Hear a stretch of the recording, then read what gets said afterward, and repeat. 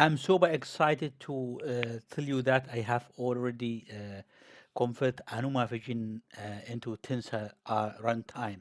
So I'm trying to enrich this repo with multiple model formats, so you can use whatever, let's see, you want. So for instance, it's now has more than five, let's see, exports, and the most, let's see, important one, it's, let me just see, is the quantized model into 8 and TensorRT that could be runnable in a edge devices and also Onyx. And today I will just show you how to do so. So let's see. Here's my repo. So as usual, I'm trying every time to create a new branch so I can do my, let's see, development. And as I said, because I have no GPU in my notebook, so I'm trying now to use Google Colab, and I'm quite sure that it will be exactly the same as the the notebook. So this one here, I will not, let's see, touch because it's already explained in the last videos. And of course, if you have any question, just drop it down in the comment below. I will try to answer it, and even I can create, let's see, a new video for you. So this is, for instance, the training, and this is exporting to several models. Now from here, you can see you need to download to install the Tensor runtime, TensorRT, let's see, or it's called sometimes TRT. So you have to install this Torch Tensor runtime, and from here, I have already, let's see, trained the model. You can see with the training, it's up. It's here. So this is the model we have already trained, and I can use it directly, let's see, as to convert it to ray trace, for instance here, and save it as TorchScript. And from this TorchScript, I will try to load this TorchScript, move it to CUDA, and make it model have, let's see, floating point 16, and because I'm trying to use GPU.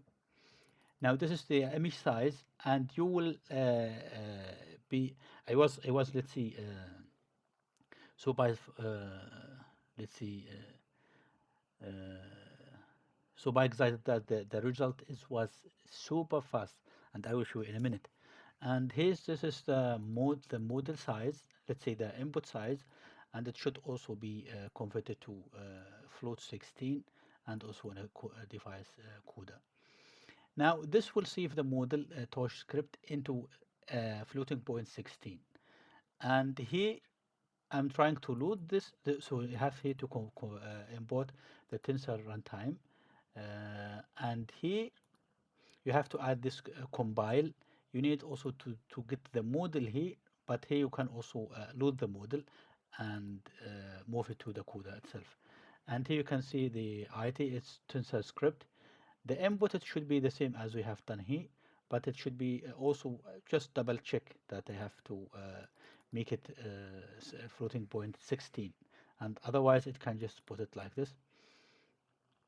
And this is without this one here with the truncate long and double. Sometimes when it's forced, it give me error, and sometimes it's restarting the let's see, the restarting, or let's see, terminating the Google Colab, let's see, this session, and sometimes without any error. But I just keep it true, and it was working. And you can see here, I after saving the model, you can see I have saved the model runtime.torchscript, and here I'm trying to load this model. Here I'm just trying to get one image. So you can see here, this is the size. The score map is this image score is one dimension, of course, and this is the the embedding, let's see, features. And now here, when I try now to, let's see, get 100 image. So as you can see here, I'm trying to use one image at a time, not just, let's see, calculating the average. So as you can see here, I will just try to run this.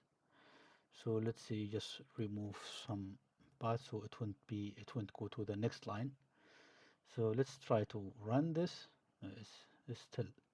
So let's remove this one here.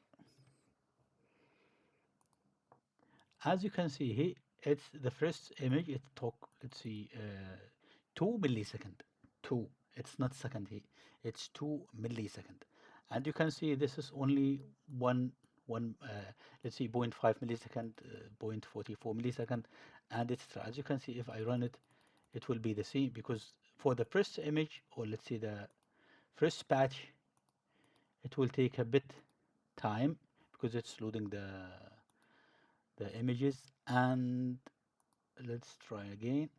And as you can see, it's somehow stable and give you